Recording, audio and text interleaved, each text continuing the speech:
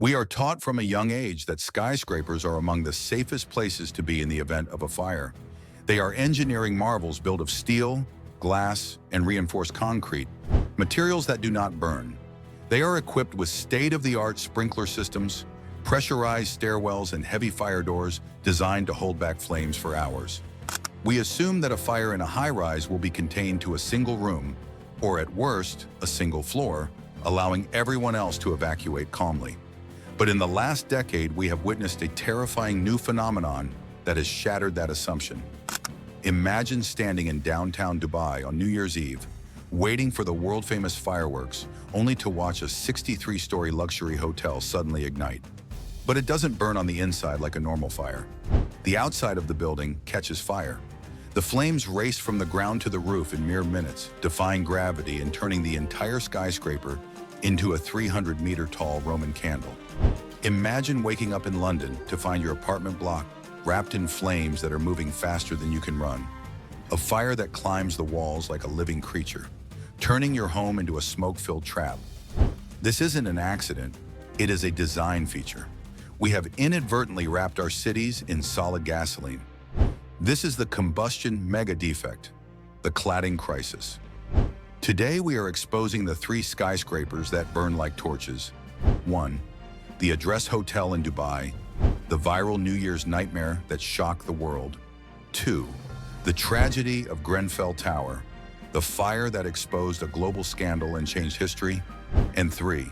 The Windsor Tower in Madrid, the building that melted into a skeleton before our eyes. Your digital security has vulnerabilities that can buckle under the pressure of cyber attacks. You need a defense that is verified, tested, and proven to withstand the crushing weight of modern digital threats. That's why I use NordVPN. NordVPN acts as a titanium pressure hull for your data.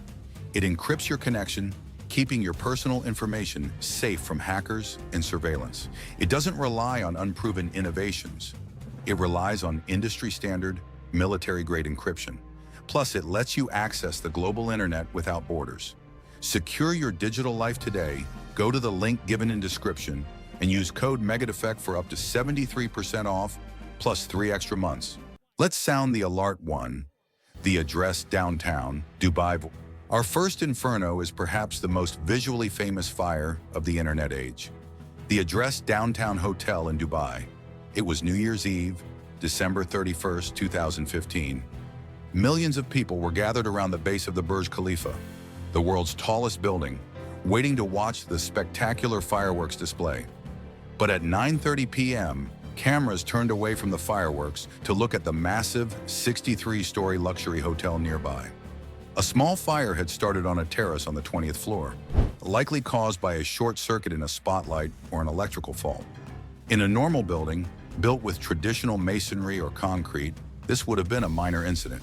The internal sprinklers would have doused it, or it would have burned itself out against the concrete wall. Instead, the flames jumped to the exterior wall. And then, the impossible happened. The fire shot upwards at a terrifying speed. In minutes, one entire side of the 302-meter tower was engulfed in flames. It looked like a torch. The culprit was aluminum composite panel, ACP cladding. To make the building look shiny, modern, and expensive, the developers had wrapped it in thousands of lightweight panels. These panels are a sandwich, 2 thin sheets of aluminum with a core material in the middle. The defect lay in the chemistry of that core. To save money and weight, the core was made of thermoplastic, specifically a type of low-density polyethylene. This is essentially solid petrol. When the fire touched the panels, the thin aluminum skin melted at 660 degrees Celsius. This exposed the plastic core to the air. The plastic ignited instantly. But unlike wood, which burns and chars, this created a horrific phenomenon known as pooling fire. As the fire raced upwards, consuming the cladding, it dripped flaming, molten gobs of plastic downwards onto the terraces below. This ignited fires on the lower floors simultaneously. The building was burning up and down at the same time. It created a vertical fire spread scenario that the building's designers had never planned for. The fire was traveling on the outside of the building, bypassing the internal sprinkler systems entirely. The sprinklers inside the rooms were spraying water on empty carpets, while the walls outside were burning at 1,000 degrees Celsius. Miraculously, nobody died directly from the fire. One person tragically had a heart attack during the evacuation, largely because the building's concrete core and internal fire escapes held up, and the fire did not penetrate deep into the rooms immediately. But the image of a burning skyscraper looming over a fireworks display became a global symbol of the Dubai speed construction mentality. 2. Grenfell Tower, London. While Dubai was a spectacle that ended without mass casualties, our next fire was a tragedy that exposed a global scandal and changed the way we look at buildings. On June 14, 2017, just before 1 a.m., a small fridge freezer caught fire in the kitchen of a fourth-floor apartment. The firefighters arrived quickly. They entered the flat, extinguished the appliance, and believed the job was done. It was a routine kitchen fire in a concrete block. But as they were leaving, they noticed flames flickering outside the kitchen window. Grenfell Tower had recently undergone a massive renovation. To insulate the old 1970s concrete structure and make it look prettier for the wealthy neighbors in the surrounding borough, it was wrapped in new cladding. This cladding, like in Dubai, was Rainabond PE, aluminum composite material. Expert witnesses later testified that the amount of polyethylene wrapped around Grenfell Tower had the same calorific energy as 30,000 liters of petrol. The building was essentially a vertical fuel tank, but Grenfell had a second, even deadlier defect: the air gap. The cladding was installed as a rain screen, mounted on rails a few inches away from the original concrete wall to let the building breathe and prevent damp. This gap acted as a chimney. When the cladding ignited, the heat was trapped in that narrow gap between the burning plastic and the concrete wall. Hot air rises. The narrow gap created a powerful updraft, sucking in fresh oxygen from the bottom at high speed.